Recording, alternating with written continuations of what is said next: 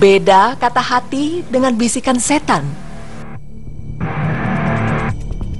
Pemirsa beriman, jika kita sedang dihadapkan dengan suatu hal yang menuntut diri kita untuk mengambil keputusan, tak jarang kita memaksa diri ini untuk mengikuti apa kata hati. Orang di sekeliling kita pun terkadang menyuruh kita mengikuti apa yang dikatakan hati kita. Namun apakah benar perkataan yang kita yakini itu berasal dari kata hati kita? Atau malah justru bisikan dari setan? Karena seperti yang kita ketahui bersama, bahwa setan selalu berusaha menggoda manusia dengan segala caranya. Nah pemirsa, apakah perbedaan antara kata hati dengan bisikan setan? Berikut penjelasannya.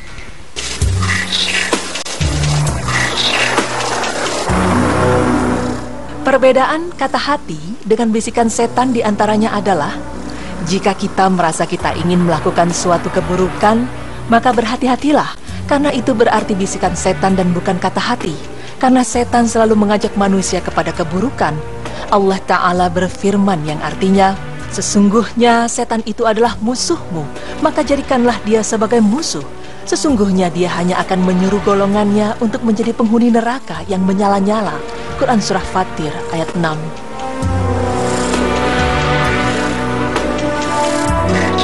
Pemirsa, lalu jika kita merasa diri kita ragu untuk melakukan suatu kebaikan, bisa jadi itu juga adalah bisikan setan. Karena setan memberikan bisikan jahat agar manusia ragu, terlebih lagi setan juga membuat manusia ragu kepada Allah Subhanahu wa Ta'ala. Rasulullah Sallallahu Alaihi Wasallam bersabda, setan akan mendatangi salah seorang dari kalian lalu membisikkannya, siapa yang menciptakan ini? Siapa yang menciptakan itu? Sampai kemudian ia akan membisikkan lagi, siapa yang menciptakan Allah? Dan jika dia sampai pada tingkatan itu, maka hendaklah ia memohon perlindungan kepada Allah dan berhenti. Muttafaq alaih. Dan dalam hadis lain, Rasulullah Sallallahu Alaihi Wasallam juga bersabda bahwa sesungguhnya setan duduk menghalangi anak Adam di berbagai jalan yang akan ditempuhnya. Dia menghalanginya di tengah jalan keislaman serta menghasut anak Adam. Nah, pemirsa beriman, seperti itulah bisikan-bisikan setan yang selalu mengajak manusia kepada keburukan. Sedangkan kata hati adalah pikiran-pikiran yang terlintas di hati kita yang terkadang berpikir tentang keburukan.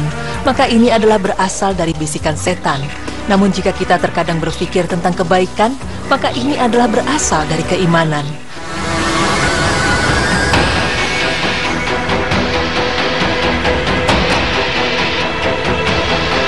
Lalu pemirsa, apa yang harus dilakukan jika terlintas di hati kita untuk mengingkari Allah Subhanahu wa Ta'ala atau kufur kepadanya? Karena hal tersebut sudah pasti adalah bisikan setan. Berikut penjelasannya. Seperti diceritakan dalam hadis dari Abu Hurairah radhiyallahu anhu, bahwa pernah datang beberapa orang menghadap Rasulullah, lalu mereka mengatakan, kami menjumpai dalam diri kami terlintas pikiran yang sangat berat bagi kami untuk mengucapkannya. Beliau bertanya kepada mereka, benar kalian menjumpai perasaan itu? Itu bukti adanya iman. Hadis riwayat Muslim 132. An-Nawawi menjelaskan makna dari hadis ini adalah, jika di antara kita merasa berat untuk mengucapkan sebuah pikiran yang terlintas di diri kita mengenai ketetapan Allah, hal ini merupakan bentuk adanya iman. Karena kita merasa berat mengucapkan kalimat tersebut, disertai perasaan sangat takut untuk mengucapkannya. Dan sikap semacam ini hanya ada pada orang yang imannya kokoh dan teruji, sehingga hilang darinya segala keraguan dan bimbang terhadap apa yang ditetapkan Allah Subhanahu wa Ta'ala. Dijelaskan dari Syarh Sahih Muslim 254.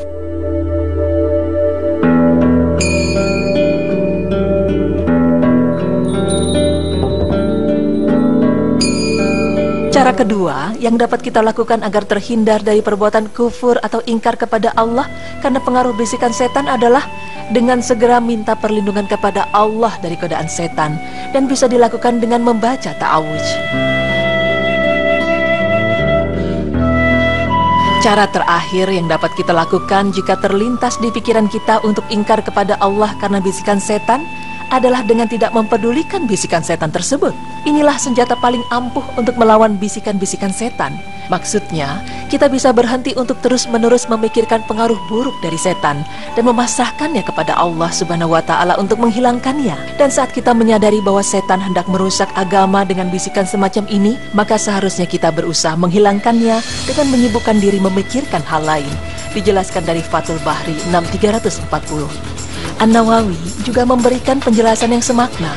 Makna dari hadis tersebut adalah dengan berpaling dan tidak mempedulikan pikiran yang batil itu, lalu memasrahkannya hanya kepada Allah untuk menghilangkan bisikan setan tersebut. Dan benar apa yang beliau nasihatkan, pikiran yang dipengaruhi setan itu hanyalah permainan setan.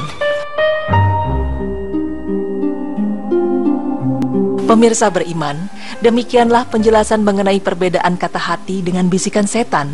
Kata hati adalah pikiran-pikiran yang terlintas di hati kita. Hati yang terkadang berpikir tentang keburukan, maka ini berasal dari bisikan setan. Dan hati yang terkadang berpikir tentang kebaikan, maka ini adalah berasal dari keimanan. Sebagai hamba Allah Ta'ala, sudah seharusnya kita berlindung hanya kepada Allah dari segala tipu daya setan dan bisikannya yang mengajak kita kepada keburukan. Semoga Allah Subhanahu wa Ta'ala selalu melindungi kita dari perbuatan dan bisikan setan yang terkutuk. Amin, Allahumma amin.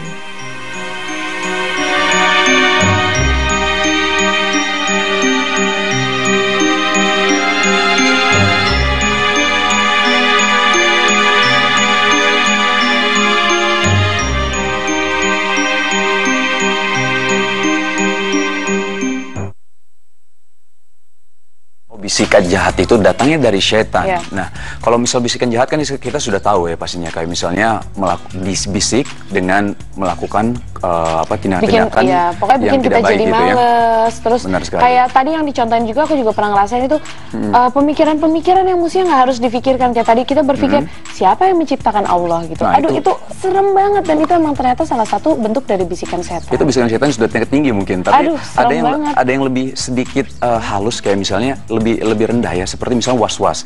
Ini was-was ini juga datangnya dari setan juga. Misalnya kita lagi wudhu, ini sudah sah belum ya kita wudhu? Sudah sah, akhirnya lama banget, akhirnya jadi masbuk kita. Itu bisa juga kalau lagi sholat jamaah. Itu salah satu bentuk was-was yang dibisikkan dari setan juga. Oke. Nah, jadi ya kalau kita lagi merasakan dibisikkan sama setan, mau kerja males, mau ngapain males, langsung hal pertama yang kita lakukan adalah kita membaca ta'awudz. Terus yang kedua kita meminta perlindungan sama Allah. Dan yang terakhir juga jangan dilakuin. Jangan dilakuin, jadi budulin ya. Iya dong, pastinya. Baik pemirsa, setelah ini kita punya pembahasan yang buat aku ini penting banget ya diketahui. Kita akan bahas tentang harta warisan. Harta warisan? Yes. Oke. Pembagian harta warisan itu sebenarnya boleh nggak sih dibagi rata? Misalnya orang tuanya udah meninggal, boleh nggak ya, karena kita adik kakak kita bagi rata aja. Maksudnya cowok-cewek? Cowok-cewek boleh nggak sih? Oke. Ya nggak sih? Nah makanya nih, mungkin ada pertanyaan gitu karena saya juga sering bertanya seperti itu. Oleh karena itu jangan kemana-mana, tetap di Berita Islami Masa Kini.